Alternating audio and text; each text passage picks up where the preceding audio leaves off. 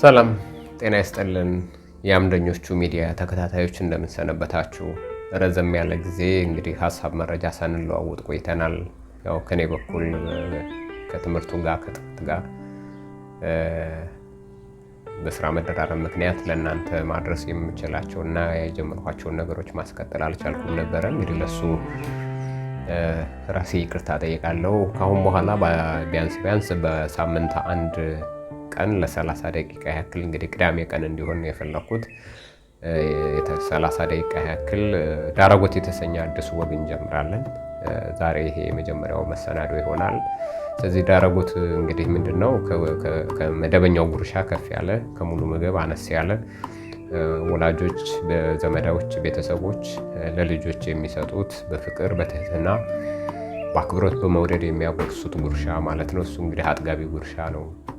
ልጆች በፍቅር በትህትና እንቀበላለን፣ በስርዓት በወግ እንቀበላለን እና ይሄ በማህበረሰባችን መካከል ተጠብቆ የነበረ ሴት ስለሆነ ልጅነቴንም ስላስታወሰኝ ነው ለእናንተ የእውቀት የመረጃ ዳረጎት ቢኖረን ከዋናው ከሙሉ ማዱ አነስ ያለ ግን ደግሞ ከትንንሽ የመረጃ መለዋወጥ ከጉርሻ ከፍ ያለ አቅም ያለው እንዲሆን ነው ሀሳቤን ያመጣሁት።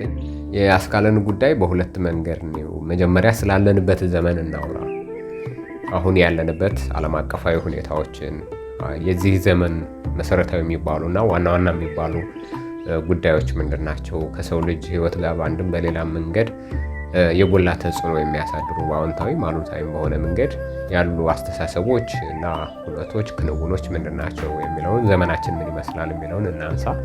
ከዛ በዘለለ ደግሞ ወደ ኢትዮጵያ እናወርደውና ኢትዮጵያ ውስጥ ያለው ሁኔታ ምንድን ነው የሚመስለው፣ አሁን ዓለም ያለው ነባራዊ ሁኔታና ኢትዮጵያ ውስጥ ያለው ሁኔታ፣ ዓለም አቀፉ ማህበረሰብ ያለበት የአስተሳሰብ ያኗኗር ሁኔታና ኢትዮጵያ ውስጥ ያለው የዘመናችን ወይም የእኛ ትውልድ አስተሳሰብ ከዚህ አንጻር እንዴት ይቃኛል የሚለውን አብረን እናያለን። እንግዲህ የአስካለን ጉዳይ በተለይ በዓለም አቀፍ ደረጃ ያለውን ጉዳይ ለማንሳት ብዙ ውስብስብና ሰፊ ጉዳዮች ስለሚኖሩ ለውይይታችን፣ ለወጋችን፣ ለዳረጎታችን እንዲመጥነን ለመጉረስም እንዳንቸገር አንድ ዓለም አቀፍ ተቋም አለ። የግሎባል ሪስክ ሪፖርት የሚባል አለ። በየዓመቱ የዓለም አቀፍ ሁኔታዎችን በተለያዩ ሀገራት እና በተለያዩ ተቋማት የሚከናወኑ በሰው ልጅ ህይወት ውስጥ ጉልህ ተጽዕኖ በአዎንታም በአሉታም መንገድ ያላቸውን ጉዳዮች የሚተነትን የግሎባል ሪስክ ሪፖርት የሚባል አለ በየዓመቱ የሚወጣ። ስለዚህ ባለፉት 2-3 ዓመታት ካሉ ሁኔታዎችም እና ተሞክሮዎች በመነሳት በተለይም ያለፈውን የፈረንጆቹን 2025ን መገባደጃ እና አሁን ያለው 2026 ደግሞ ሊቀጥል ይችላል ተብሎ የሚታሰቡ ሁኔታዎችን በማንሳት የወጣ ሪፖርት አለ። እዛ ሪፖርት ላይ ያሉ ሁለት ነገሮችን እናነሳለን።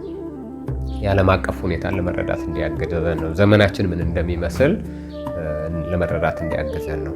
ሁለት አውዶችን ያስቀምጣል። በአጭር ጊዜ ወይም ሾርት ተርም የሚባሉ ሁኔታዎችና ክስተቶች በሰው ልጅ ህይወት ውስጥ ተጽዕኖ የሚፈጥሩት ምንድን ናቸው እና በረዝም ጊዜ ደግሞ ምናልባት ዘላቂነት ባለው ሁኔታ ረዘም ላለ ጊዜ በሰው ልጅ ህይወት ውስጥ መሰረታዊ ለውጥ ሊያመጡ የሚችሉና የሰው ልጅን በአዎንታም ይሁን በአሉታ ተጽዕኖ ሊያደርጉበት የሚችሉ ዓለም አቀፋዊ ሁነቶች ምንድን ናቸው? ዓለም አቀፋዊ የዘመናችን አስተሳሰብና አካሄድ ምን ይመስላል የሚለውን ያጠናል። ስለዚህ ከአጭር ጊዜው እንነሳ። ከአጭር ጊዜው ስንነሳ 3 መሰረታዊ ነገሮችን ያስቀምጣል ይሄ ዓለም አቀፍ የግሎባል ሪስክ ሪፖርት። አንደኛ የሚያነሳው በዋናነት ዓለምን አሁን በጣም በአጭር ጊዜ እየፈተነ ያለውና የዓለማችንንም አስተሳሰብ የሰው ልጅንም አኗኗር በብዙ ነገር እየነካ ያለ ወይም ተጽዕኖ እያሳደረበት ያለ ነገር ይሄ የመልካ ኢኮኖሚ ፍክክር ምንለው ነው፣ ወይም የጂኦ ኢኮኖሚክ ኮንፍሊክት ምንለው ወይም ኮንፍሮንቴሽን ምንለው ነው። በመልካ ኢኮኖሚ ዓለም አቀፋዊ የሆኑ የጂኦ ኢኮኖሚክ ፍክክሮች በሰው ልጅ ህይወት ውስጥ አሁን በአጭር ጊዜ ተጽዕኖ የሚፈጥር ጉዳይ ሆኖ ከቀረበው መካከል አንዱ ይሄ ነው። በሪፖርቱ ላይ እንግዲህ ብዙ ሰፊ ነገር ያነሳል በዚህ ጉዳይ ላይ፣ ግን እኛ አጠር አድርገን ስናነሳው አንደኛው በሁለት እንመድባቸው፣ ሁለት የተቃረኑ አካሄዶች አሉ ነው። የቻይና እና የአሜሪካ አለ። ቻይና ከአሜሪካ ያለ ፍክክር አለ፣ የኢኮኖሚ ፍክክር። እንደገና በጣም ጎልቶ የተነሳው ነው የምናነሳው የአውሮፓ ህብረት እና የአውሮፓ ሀገራት በጠቅላላ እንደ ህብረትና እንግሊዝን ጨምሮ ሩሲያ ያሉበት የኢኮኖሚ ፍክክር አለ። እነዚህ ሁለቱ የኢኮኖሚ ግንባሮች ፍክክሮች በጣም ዓለም አቀፋዊ የኢኮኖሚ ሁኔታችንን በእያንዳንዱ ድሃ የዓለም ህዝብ ህይወት ውስጥ ጭምር ተጽዕኖ መፍጠር የሚችሉ ናቸው። ለምሳሌ የሩሲያና የቻይናና አሜሪካን ስናይ በተለይ ከዛ በፊትም የነበረ ነው፣ ግን አሁን ላይ በተለይ ትራምፕ ከተመረጠ በኋላ ባለፉት 2 ዓመታትና አሁን ባለው ዓመት አሜሪካና ቻይና በከፍተኛ ሁኔታ የታሪፍ ጦርነት ያካሄዱበት የንግድ ጦርነት ያካሄዱባቸው ሁኔታዎች አሉ። አሁንም የሚቀጥል ነው ተብሎ ይገመታል። እነዚህ በዓለም አቀፍ ደረጃ ያለውን የንግድ ስርዓት በብዙ ነገር የዓለም አቀፉን የገበያ ስርዓት ቀይረውታል ወይም ተጽዕኖ አሳድረውበታል። አዎንታዊና አሉታዊ በሆነ መንገድ ለአንዳንድ ሀገራት የገበያ እድሎችን ፈጥረዋል፣ አማራጮችን ፈጥረዋል። ለብዙዎቹ የዓለም ሀገራት ግን የምርቶቻቸውን ለመሸጥ ዓለም አቀፋዊ የገበያ ተለዋዋጭነትን ተቋቁሞ ምርቶችን ለመግዛት የሚኖራቸውን እድል በብዙ መንገድ ፈትኖታል።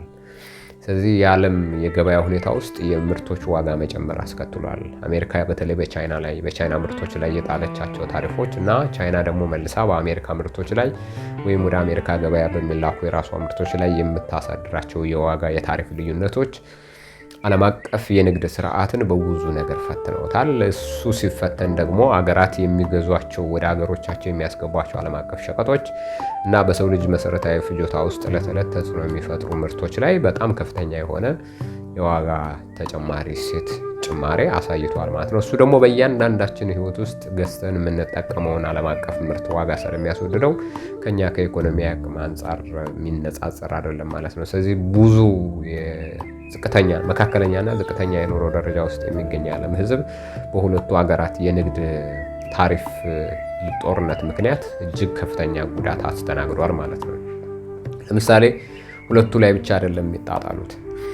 አሜሪካ ከቻይና ጋር ግንኙነት አላቸው ወይም ከቻይና ጋር ይገበያያሉ ወይም የኢኮኖሚና የዲፕሎማሲ ወዳጅነት አላቸው ባለቻቸው በርካታ ሀገሮች በሙሉ ተጥላለች። አውሮፓ ሀገሮችም ውስጥ የአፍሪካ ሀገሮችም የትኛውም ሀገሮች ውስጥ የቻይናን ያክል አይሆን እንጂ የተለያየ ደረጃ ያለው የንግድ ታሪፍ ወይም የታክስ ታሪፍ ጥላባቸዋለች። የኮታ ማለት ነው፣ ይሄ ገደብ። ለምሳሌ የኢትዮጵያ እንኳን ብንወስድ ባለፈው 2025 በፈረንጆቹ ይመስለኛል በዛ በሀገራት ዝርዝር ውስጥ ኢትዮጵያም ተካታ የኢትዮጵያ ምርቶች ወደ አሜሪካ ገበያ ሲገቡ የ10% ታሪፍ ተጥሮባቸው እንዲገቡ ተደርጓል። ይሄ ኢትዮጵያ በምትገዛቸው ምርቶችም ላይ አብዛኛዎቹ በተለይ በቻይና ምርቶች በጣም በብዙ መንገድ ጥገኛ ስለሆን በቻይና ምርቶች ላይ በተጣለው ታሪፍ ምክንያት እኛም የንግድ አማራጫችንን ለማሰስና ለመቀየር የምንገደድበትና በውድ ዋጋ ምርቶችን የምንገዛበት ሁኔታ ፈጥሮ እንደነበር የምናስታውሰው ነው። ይሄ አንዱ በጣም በመሰረታዊነት ነገር ነው።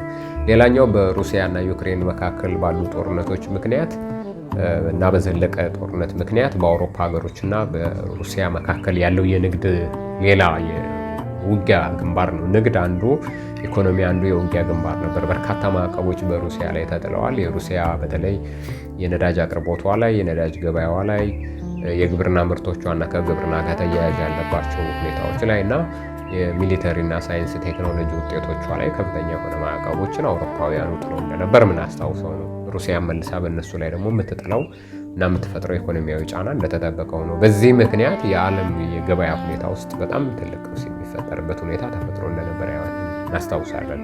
ስለዚህ ኢትዮጵያም ውስጥ እንኳን ስንመጣ ወደኋላ ልናየውን እንችላለን።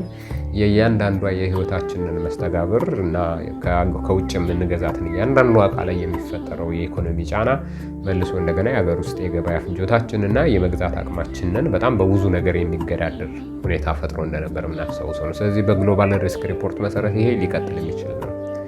የቻይናና የአሜሪካም ሊቀጥል የሚችል ነው። አሁንም በ2026 ከፍ ባለ ደረጃ ሊቀጥል ይችላል።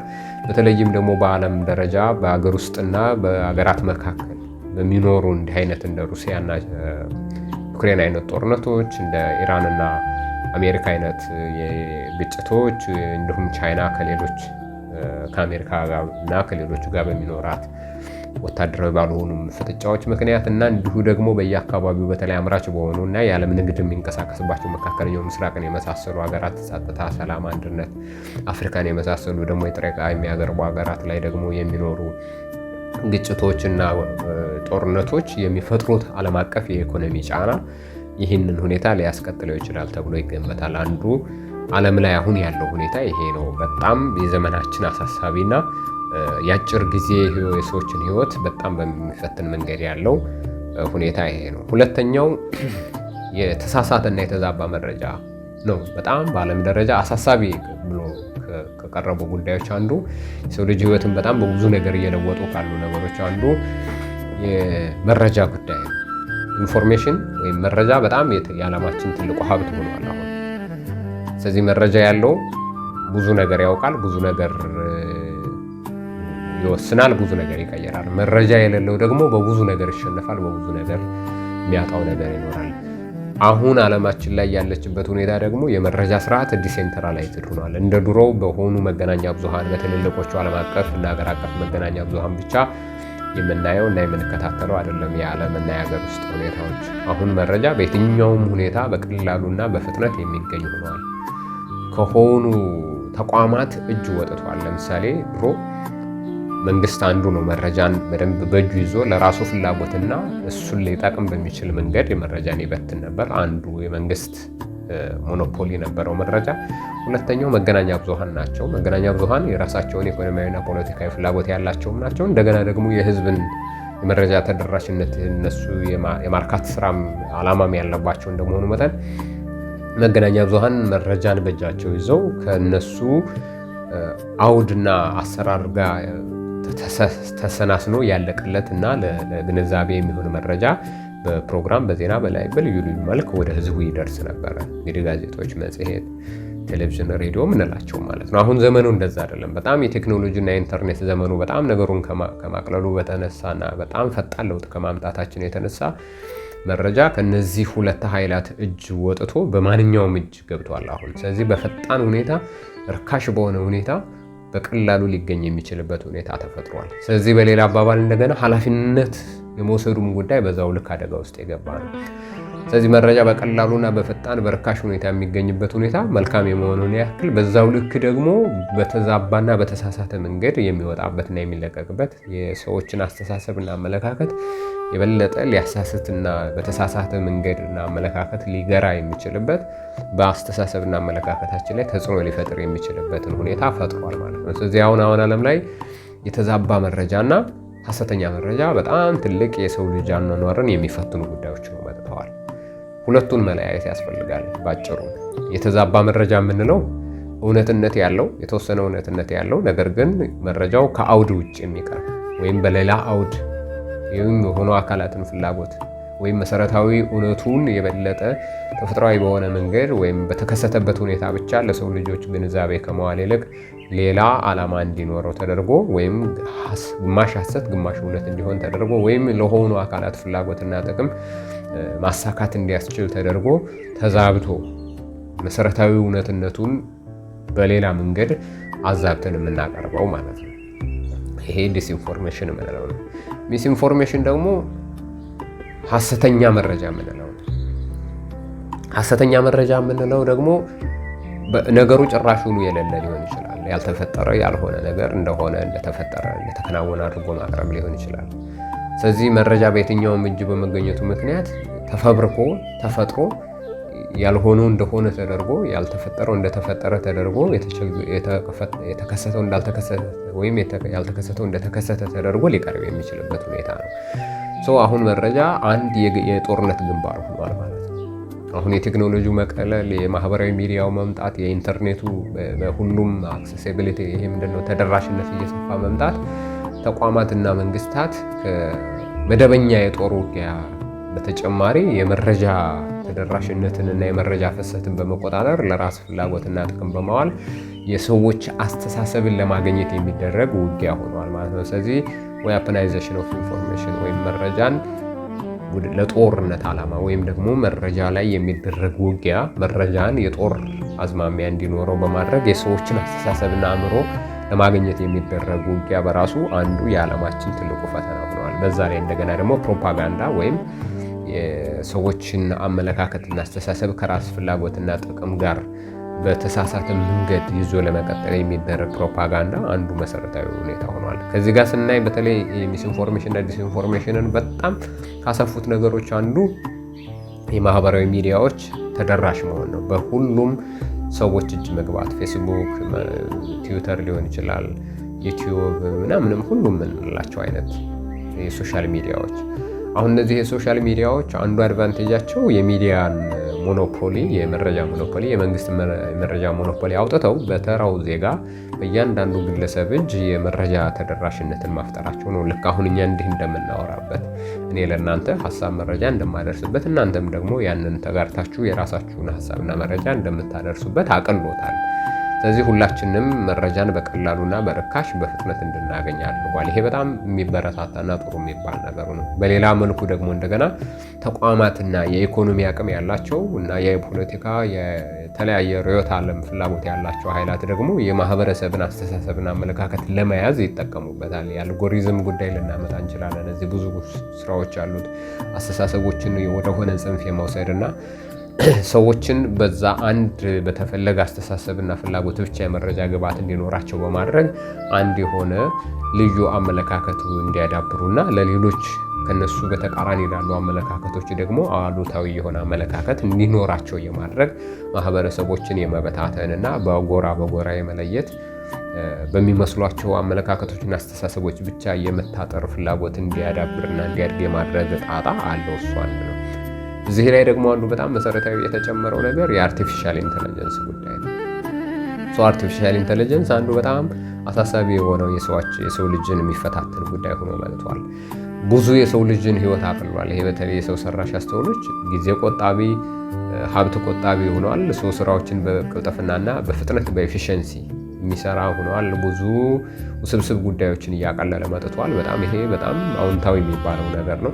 በአንጻሩ ደግሞ በአግባቡ እስካልተያዘ ድረስ አሁን ርካሽ እየሆነ ነው። ማንም በቀላሉ እየፈጠረው እየሰራው ለሁሉም ሰው እጅ በተለይ ማህበራዊ ሚዲያው ላይ ኢንተርኔቱ ላይ በቀላሉ የሚመጡ የአርቲፊሻል ኢንተለጀንስ ውጤቶች፣ አፕሊኬሽኖች አሉ። እነዚህ እውነትንና ሐሰትን ለመለየት የሚያስቸግር ሁኔታ ውስጥ እንድንገባ አድርገውናል። አውተንቲክ የሆነውን የተጣራ ትክክለኛ እውነት የሆነውን እውቀትና ሐሰት የሆነውን የተዛባ የሆነውንና ያልተዛባ የሆነውን ትክክለኛ የሆነውንና ትክክል ያልሆነውን ሆን ተብሎ የሚፈበረከውንና ተፈጥሮ በደንብ በጥቅም ደረጃ ልንወስደው የሚገባን ነገር በመቀላቀል ረገድ በጣም አስቸጋሪ ሆነዋል።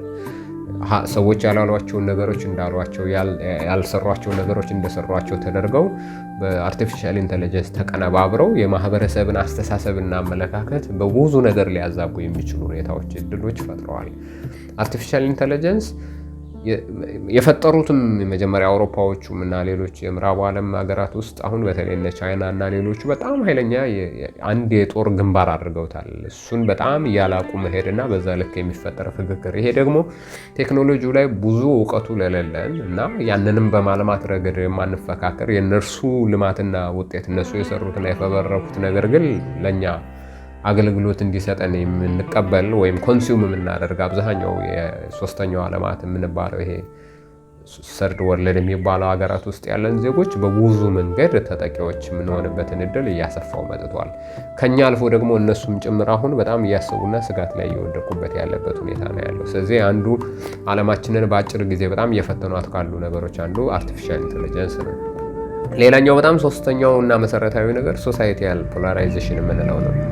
ስለዚህ በቴክኖሎጂው ምክንያት በማህበረሰብ መላላትም ምክንያት ቅድም እንዳልነው በኢኮኖሚም እና በሌሎቹ ፍክክሮች ምክንያት በመረጃ መዛባትም ምክንያት በእነዚህ ሁሉ በጣም ፈጣን እና ተለዋዋጭ በሆኑ የጂኦፖለቲካ ሁኔታዎችን ምክንያት የማህበረሰቦች ትስስር፣ ህብረት፣ የጋራ እሴት ከመቼውም ጊዜ በላይ እየላላ መጥቷል። በማህበረሰብ መካከል፣ በሀገራት፣ በዜጎች በሰዎች መካከል፣ በተለያየ ዘር መካከል፣ በተለያየ እምነት የርዕዮተ ዓለም ልዩነት ባላቸው ሰዎች መካከል ከመቼውም ጊዜ በላይ መጠራጠር፣ መከፋፈል እና መበታተን አንዱ አንዱን ስጋት አድርጎ የማየት ሁኔታ በጣም እያደገና እየሰፋ መጥቷል። ስለዚህ ሰዎች ለጋራ ፍላጎታቸው፣ ለጋራ ጥቅማቸው በጋራ የማይሰለፉበት ሁኔታ እየተፈጠረ መጥቷል። ይሄ በአጭር ጊዜ አሁን ዓለምን በጣም እየፈተኗት ካሉትና ዘመናችን በጣም በብዙ ነገር ባለችበት ኪዮስ ውስጥ ወይም በጣም ፈታኝና ፈጣን በሆነ ሁኔታ ውስጥ እነዚህ በጣም አንኳር የሚባሉ ጉዳዮች ናቸው።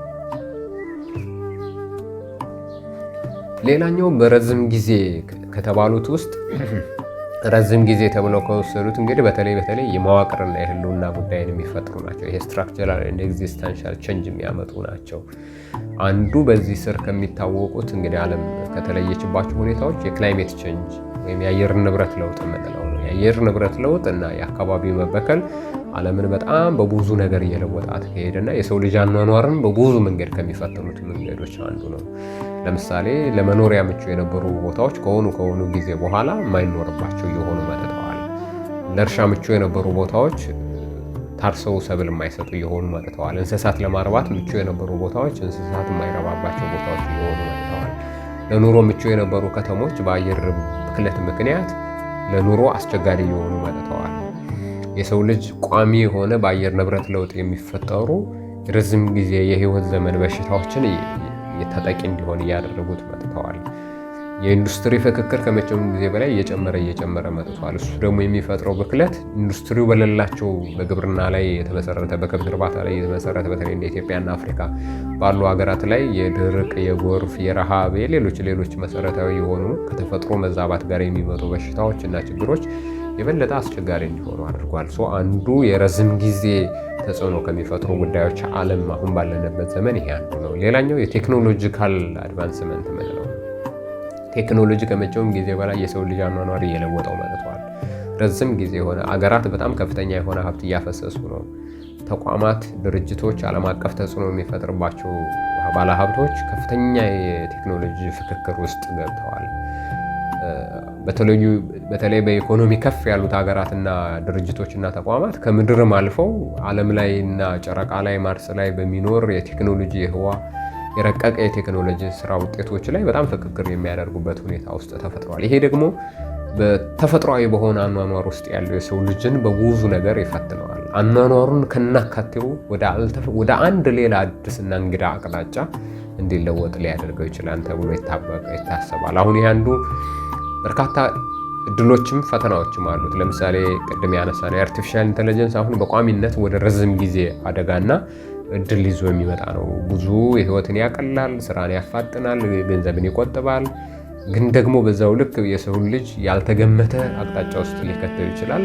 እንደገና መቆጣጠር ማንችለውና ለእኛ መልሶ ፈተና የሚሆንበት ሁኔታ ሊፈጥር ይችላል ተብሎ ይጠበቃል። ሌላው የባዮቴክኖሎጂ ዋር ነው። ባዮቴክኖሎጂ በጣም እየረቀቀ እየዘመነ ሄዷል። የሰው ልጅ ስነ ህይወትና ቴክኖሎጂን ተጣምሮ የሚፈጠሩ ነገሮች ከሰው ልጅ አስተሳሰብና አመለካከት በጣም እየራቁ ሄደዋል። እንደገና የስነ ምግባር የኤቲክስ ነገር አብሮ እዚህ ላይ የሚነሳ ነው። የሰው ልጅ ከመቼውም ጊዜ በላይ በተለይ አሁን ያለንበት ዘመን ከእስከዛሬዎቹ አንጻር ሲታይ በከፍተኛ የሆነ የአመለካከት የሞራልና የግብረ ገብ መበላሸት ውስጥ ወይም ደግሞ ኮላፕስ ውስጥ ገብተናል ተብሎ የሚታሰብበት ሁኔታ አለ።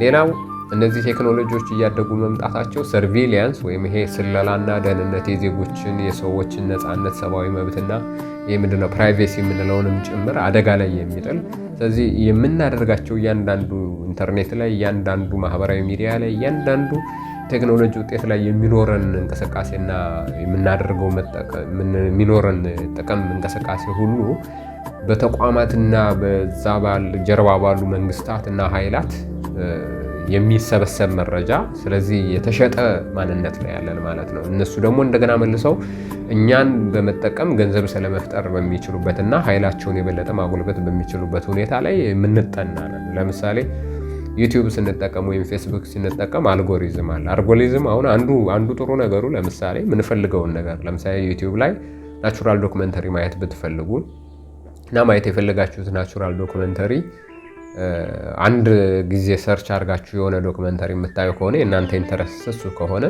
ሌላ ጊዜ ተመልሳችሁ ዩቲዩብ ስትገቡ ከሱ ጋር የሚገናኙ ነገሮችን አምጥቶ ያስቀምጥላችኋል። ስለዚህ በቀላሉ የምትፈልጓቸውን ነገሮች እያዘጋጀ ባያችሁ ቁጥር ያንን የሚመስል ነገር እየመገበ ይዟችሁ ይላል። ግን እሱ አንዱ አደጋው ምንድነው? ከዛ አስተሳሰቡ ውጭ ያለውን ነገር ለመረዳት የሚያስችላችሁን እድል እንድታጡና በዛ አመለካከት ብቻ ወይም በዛ ነገር ላይ ብቻ የተንጠለጠለ ቁንጽል የሆነ አመለካከት እንዲኖራችሁ ያደርጋል። አንድ እሱ ነው። ሁለተኛ እንደገና ተገማች ትሆናላችሁ። ኢዚሊ ፕሬዲክቴብል ትሆናላችሁ። የምትፈልጉትን ነገር የምታስቡትን ነገር በቀላሉ ቴክኖሎጂ ያነባል ማለት ነው። ስለዚህ በዛ ነገር ውስጥ ብቻ ሰርክል ውስጥ እንድትገቡና እንዳትወጡ ያደርጋችኋል። ሁል ጊዜ የመረጃ ፍላጎታችሁ በሱ ላይ ብቻ የተሽከረከረ እንዲሆን ያደርገዋል። አንድ ሁለተኛ የእናንተን ባህሪ ያጠኑና ሌሎች ከጀርባ ያሉ ሶስተኛ ወገኖች የእናንተን የኢንተርኔት አጠቃቀም በምትጠቀሙበት የማህበራዊ ሚዲያ መሰረት ፌስቡክ ከሆነ በፌስቡክ በኩል፣ ቴሌግራም ከሆነ በቴሌግራም በኩል፣ ዩቲዩብ ከሆነ በዩቲዩብ በኩል ያሉ ሌሎች የራሳቸውን የኢኮኖሚና የፖለቲካ ኃይል ለመስራት የሚፈልጉ አካላት መረጃዎቻችሁን እንዲያገኙት ያደርጋል። ስለዚህ ሳትፈልጉ በግድ የእናንተ መረጃ ለነሱ ግብዓት እንዲሆን ያደርጋል። ስለዚህ ዜጎች ከመቼውም ጊዜ በላይ ማንነታቸው፣ አዋዋላቸው፣ ፍላጎታቸው የተጋለጠበትና ሚስጥር መሆን የማይችልበት ሁኔታ ላይ ተፈጥሯል። ስለዚህ በቀላሉ ፕሪዲክት ትደረጋላችሁ። በቀላሉ ሰዎች የምትፈልጉትን የምታስቡትን ያውቃሉ። ያ ደግሞ በሌሎች ላይ የሚኖራችሁን ወይም ሌሎች እናንተ ላይ የሚፈጥሩትን የተጋላጭነትና አደጋ የበለጠ ያሰፋዋል ማለት ነው። ስለዚህ መንግስታት በቀላሉ የእያንዳንዱ ዜጋ አስተሳሰብና አመለካከት ያውቃሉ። ስለዚህ ጥሩ ላልሆነ ለራሳቸው የፖለቲካ ጭቆና፣ ለራሳቸው አፈና ሊጠቀሙበት የሚችሉበትን እድል ያሰፋዋል ተብሎ ይጠበቃል።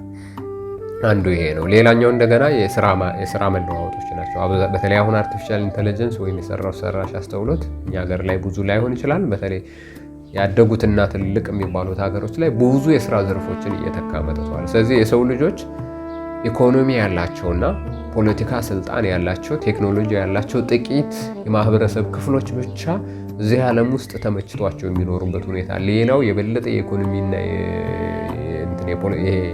ምስቅልቅል ውስጥ የድህነት ውስጥ የሚገባበት፣ ስራ አጥነት ውስጥ የሚገባበትና የመኖር ህልውናው አደጋ ላይ የሚወድቅበት ሁኔታ እየተፈጠረ ነው ተብሎ ይታመናል። እና ማሳያዎችም አሉ። አሁን አውሮፓዎቹም እና ሌሎቹም ላይ አንዱ በጣም መሰረታዊ አንገብጋቢ ጉዳይ በተቋማትም ደረጃ ሳይቀር ይሄ ነገር መልሶ የሰው ልጅን ህይወት ከማክበዱና ከማወሳሰቡ መልሶ እኛን ለሌላ ችግር ከመዳረጉ በፊት እንዴት ነው መቆጣጠር የምንችለው? እንዴት ነው ጉዳቱን ሳይሆን ጥቅሙን እያበዛን መሄድ የምንችለው? ሰዎችን ፍትሐዊ በሆነ መንገድ ለሁሉም ጥቅም መስጠት በሚችል መንገድ የምንሄደው? የሆኑ ሰዎች ጥቂት የማህበረሰብ ክፍል ወይም ጥቂት ኢኮኖሚና ፖለቲካዊ ቴክኖሎጂ ያላቸው አካላት ብቻ ተጠቃሚ ሆነው ሌላው ተጎጂ ሆኖ የማይቀርበትን፣ ሌላው ኔጌቲቭ ኢፌክት ውስጥ የማይገባበትን እንዴት ነው የምንፈጥረው የሚለው ነገር አንዱ መሰረታዊ ነገራቸው ነው። ሶስተኛውን ገና በዚህ ዘርፍ ካሉት የረዝም ጊዜ ችግሮች ከተፈጠሩት መካከል ዓለም ውስጥ ያለው የግሎባል ሄልዝ ክራይሲስ የምንለው ነው።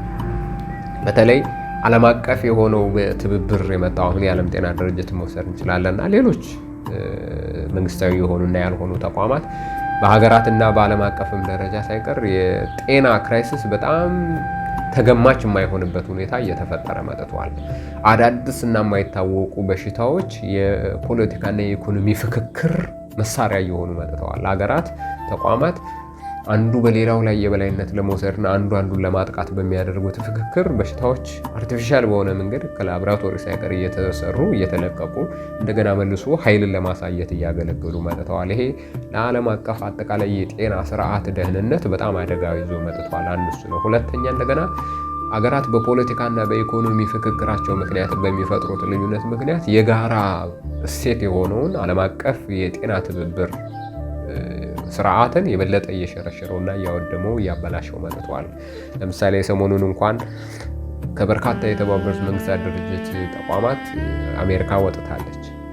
ሌሎቹም ሀገራት የየራሳቸውን አቅጣጫ እየተከተሉ ነው። ከዓለም ጤና ድርጅት በመውጣቷ ምክንያት የዓለም ጤና ድርጅት በጣም በብዙ ህልውና ፈተናዎች ውስጥ ሆኗል።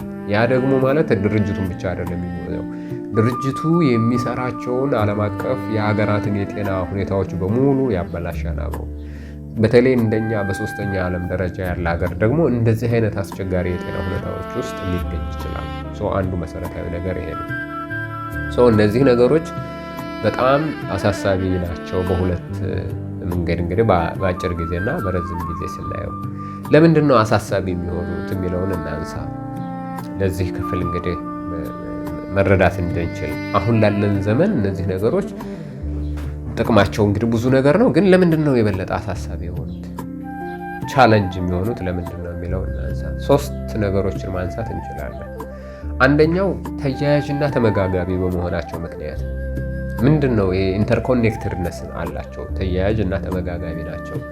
አንዱ ሁኔታ ለሌላው ሁኔታ ግብአት መሆን የሚችሉ ናቸው። ቴክኖሎጂ ላይ የሚፈጠሩ ፍክክሮች ኢኮኖሚው ላይ የሚመጣሉ። የኢኮኖሚው ላይ ያሉ ሁኔታዎች የጤና ሁኔታው ላይ ይመጣሉ። የጤና ሁኔታው ላይ ያሉ ሁኔታዎች የተፈጥሮ የሰው ልጅ ህይወት የመኖር ሁኔታ ላይ ይመጣሉ።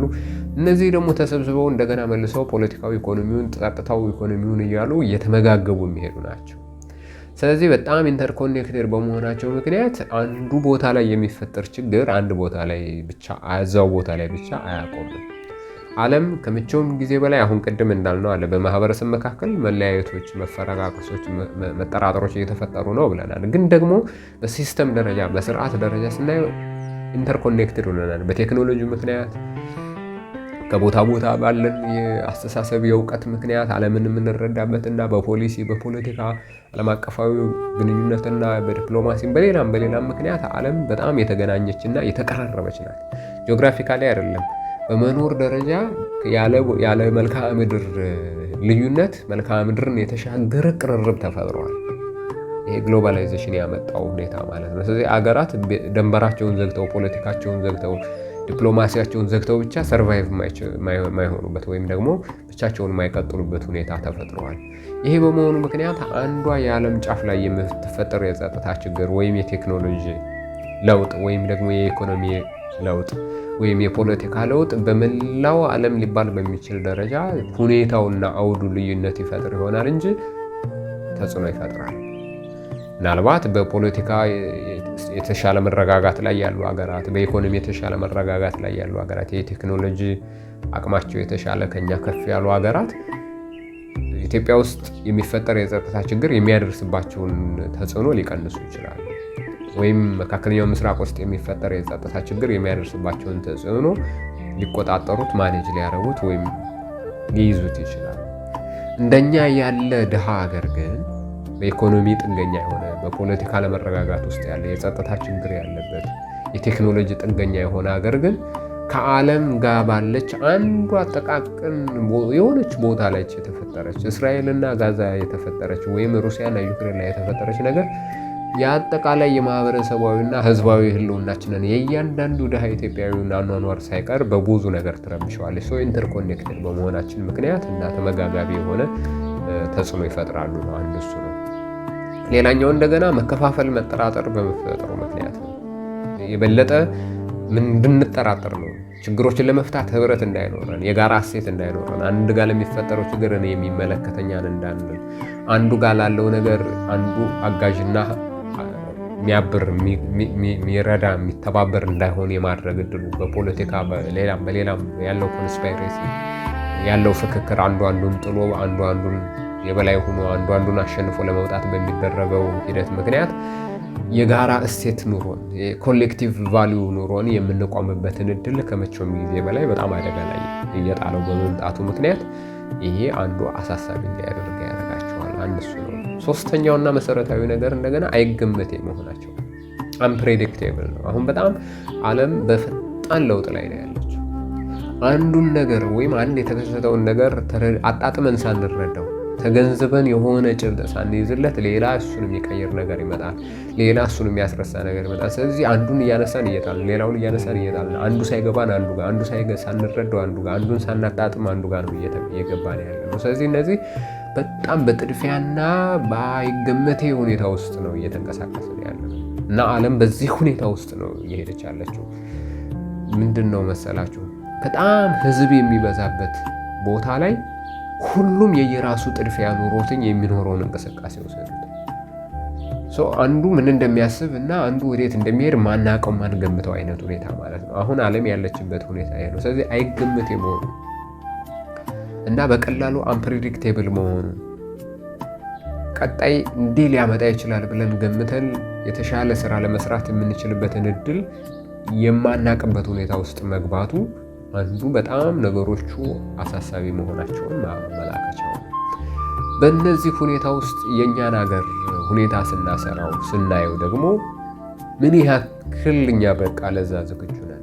ምን ያክል በዚህ አይገመቴ በሆነ በዚህ ተመጋጋቢና ተለዋዋጭ በሆነ በዚህ እርስ በርሱ በሚነካካ አንዱ አንዱን ተጽዕኖ በሚያደርግበት የፍክክርና የጥድፊያ ዓለም ውስጥ በዚህ የፖለቲካ፣ የኢኮኖሚ፣ የወታደራዊ፣ የሌላም የቴክኖሎጂ፣ የእውቀት ጦርነት በሚካሄድበት የመረጃ ጦርነት በሚካሄድበት ዓለም ውስጥ ተነጥለን መቆየት አንችልም።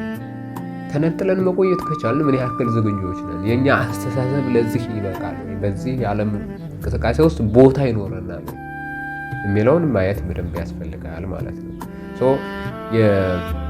የአስካለም አንዱ ሀሳቧ ሰው ያለንበት ዘመን ምን ይመስላል፣ እንደገና ደግሞ በዚህ ዘመን ውስጥ የኛ አስተሳሰብ ምን ይመስላል የሚለው ነው።